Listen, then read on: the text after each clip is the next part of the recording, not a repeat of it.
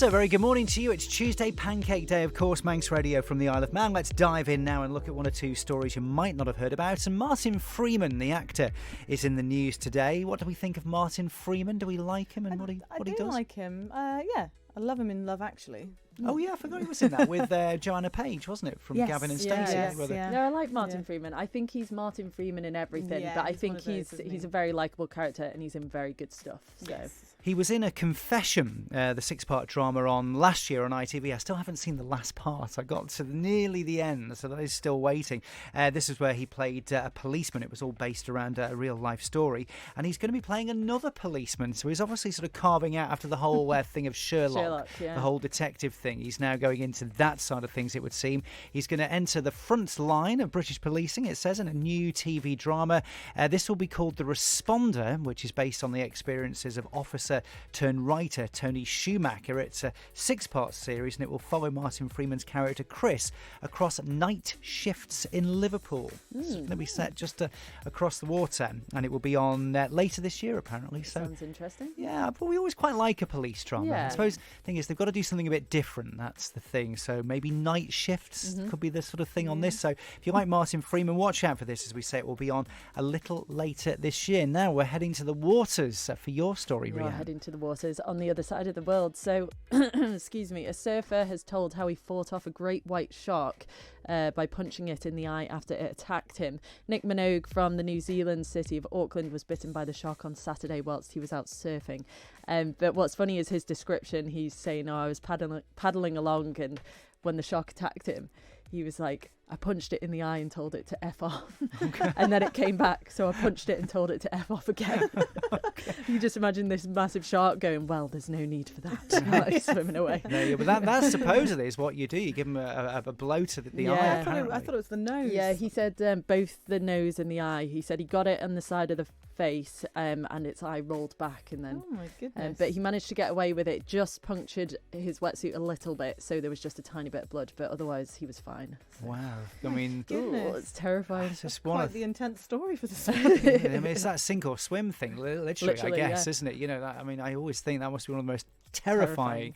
It's the whole Jaws thing, isn't it? You're in the water and you see the fin coming towards you. I mean, although have you watched that recently? It's not as realistic as I remember it as a child. Well, I think this is what is so good about the first one and where the following movies kind of weren't so good. The first one, you barely saw the shark. It was well over halfay through until you actually saw it. It was very well done with the whole kind of point of view thing with Park, just actually. The music. Yeah, that's it. And I could be here doing impersonations from Jaws all day long with Quint, played by Robert Shaw. Just all great performances in that. This guy, was he called Nick Minogue? Nick you Minogue. say? He's got to be a relation, hasn't he? Is. In Australia, he's got to be. Kylie and... Oh, of course, yeah, probably. She'll do a song about it. We'll listen out for it. Yes, Kylie's brother and Danny, of course. I think he was called Brendan. So we know. I know them well. The whole family. Saw them at Christmas. Me and the Minogues, absolutely, we do drinkies all the time. So you never know. Though it could be a very popular name in Australia. I don't know. Yeah, maybe it might be like Kinraid. Exactly. This is it. And finally, from you. Well, this is an interesting one because my opinion on this differs very much from my partner's. So how do you tell if something's gone off in your fridge? Because I'll go for how it smells. Yeah, I will. Whereas the other half, if it's 2 days before it's got its sell-by date, he still won't eat it. Oh, no. I will kind of look at the date, but definitely have a kind of look and a smell, and I think, that will be okay. So we're not that fussed about sell-by date. Well, this is a survey says most of us don't trust best before or use by labels, and in fact that we do more often than not rely on the sniff test to tell if food is safe. So yes, that's the use by, sell by, whatever. 1 in 4 of us, it would be would happily eat out-of-date chicken, for example, if it smelled okay, which is what I'm like. If something, the sell-by date's gone, but I think, oh no, it smells fine, I will happily eat it. Yeah. Whereas, as I say, the other half, absolutely not.